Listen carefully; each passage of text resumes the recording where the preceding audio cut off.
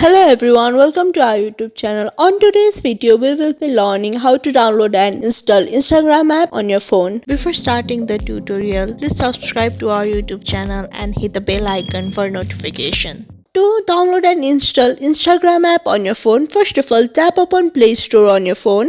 Now on the top, you can see a search bar. Tap on the search bar and type Instagram. Now click the search button.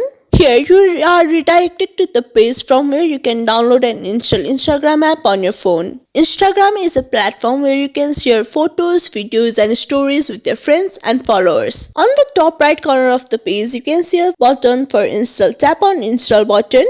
Now wait for the download process to begin. The speed of download depends on your internet speed.